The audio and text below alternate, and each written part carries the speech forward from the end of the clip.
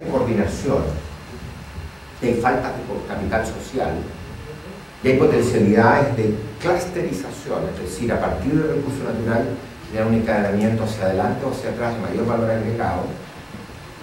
Concentremos nuestro esfuerzo, al menos por un tiempo, en aquellos ámbitos en lo que es selectivo, porque va a seguir habiendo una enorme cantidad de esfuerzo que es neutral, en lo que es selectivo, en aquellos ámbitos en que hay mayor potencial de crecimiento y un esfuerzo razonable para poder alcanzar estas metas. Y además hay restricciones de capital social, etc. Un caso emblemático es la minería. En el caso de la minería, uno dice, ¿para qué enfocarse en la minería si son pocos actores y se las arreglan bien? Pero la verdad es que el tema de la minería, lo que nos interesa acá, es más bien el desarrollo de proveedores y de ingeniería para la minería. De los 40.000 millones de dólares de inversión que vienen en los próximos 15 años, nos interesa que Chile sea un actor relevante en la provisión de servicios. Cuando tenemos que resolver los problemas de la minería subterránea, remota, donde la robótica, etcétera, la mecatrónica pasa a ser un elemento central. La pregunta es dónde va a estar la ingeniería chilena, los proveedores nacionales, etcétera, cumpliendo un rol relevante en eso. Business as usual, va a venir todo de Australia, Nueva Zelanda, Finlandia, Suecia, Canadá, etcétera. Y por eso que nos interesa ese tipo de temas. Pero reconocemos que esta primera vuelta de foco para resolver las fallas de coordinación quizás tiene solo un sector que aparece como más desafiante, con alto potencial de crecimiento y que no tiene que ver con la estructura de ventajas comparativas estáticas, que es el sector de servicios globales. Es ese sector de outsourcing que ha tenido un rápido crecimiento. Pero el tema es que nosotros a partir de estos clústeres, más que solo preocuparnos de los clústeres, lo que hicimos es definir plataformas transversales que es necesario abordar. Y enfocada a los clústeres, sin duda, enfocada a los clústeres, pero también cuando resolvemos los temas de estas plataformas transversales, abordamos temas que son útiles para cualquier sector. Entonces dijimos, hay que concentrarse en algunas tecnologías que son claves para el desarrollo de estos clústeres. Y hay que entrar en profundidad y identificar las capacidades y las brechas. Y entonces aparece la biotecnología como un elemento fundamental, la tecnología de información y comunicación, la química de alimentos, la nanociencia y nanotecnología. Hay ciertos elementos fundamentales también de infraestructura como las telecomunicaciones, la logística, etcétera, la energía, y empiezan a haber hoy día fenómenos incluso globales que es necesario abordar como el cambio climático, qué implicancias tienen en términos de adaptabilidad y en términos de mitigación en lo que es recursos para el desarrollo de estos clústeres.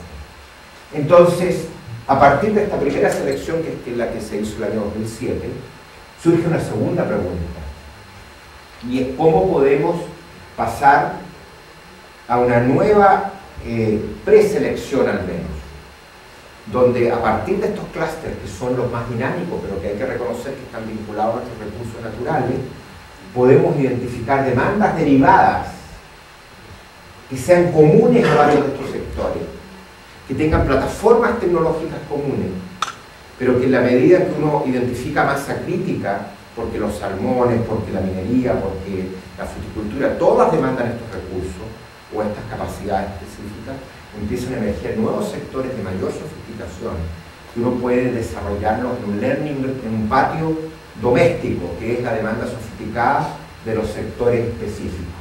Y entonces, si además consideramos nuevas tendencias globales de los mercados y las tecnologías, como el cambio climático, la vinculación entre alimentación y salud, el well-being, que pasa a ser hoy día un tema central en este ámbito, la tasa de carbono, la inocuidad de los alimentos, la convergencia que ocurre en el ámbito de la tecnología de información y las telecomunicaciones, todas tendencias recientes, y uno las incorpora, empieza a generar, ¿no es cierto?, otras áreas más sofisticadas de foco, en las cuales uno debería preocuparse de desarrollo de capacidades tecnológicas, científicas, etc.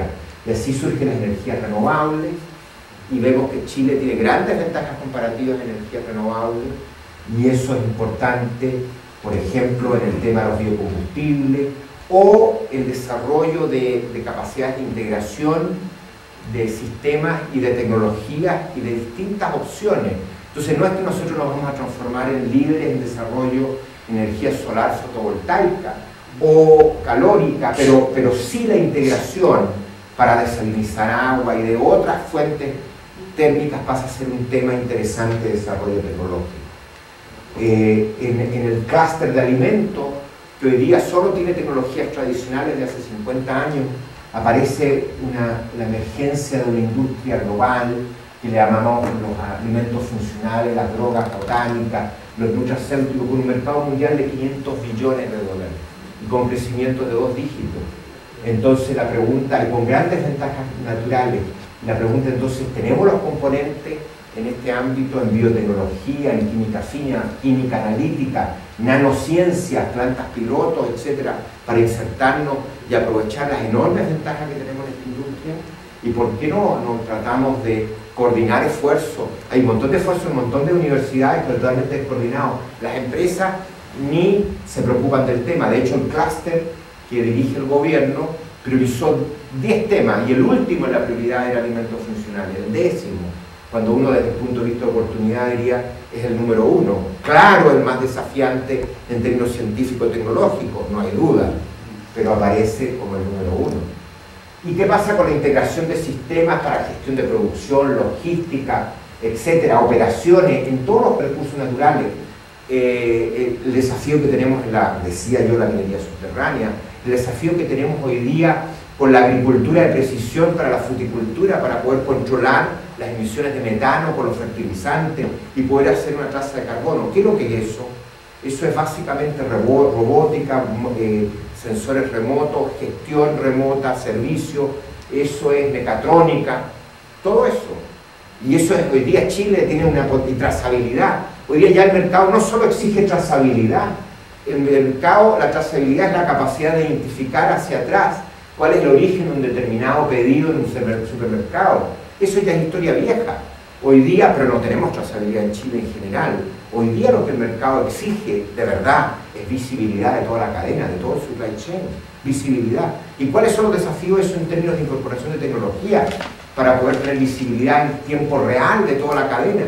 Eso es lo que exigen nuestros compradores. Entonces uno dice, ojo, aquí hay todo un tema que tiene que ver con el desarrollo de una industria de integración de sistemas, que mezcla la ingeniería mecánica, la mecatrónica, la electrónica, etcétera. Todo eso. ¿Cómo estamos? ¿Estamos aprovechando las oportunidades de nuestra demanda sofisticada como país en ese ámbito? ¿Y qué pasa cuando tenemos 6 sectores de recursos naturales? Todos demandan bienes de capital y equipamiento. ¿Por qué no vemos la posibilidad de desarrollar en serio una industria metalmecánica y de maquinaria pensando en la demanda sofisticada de nuestros clústeres?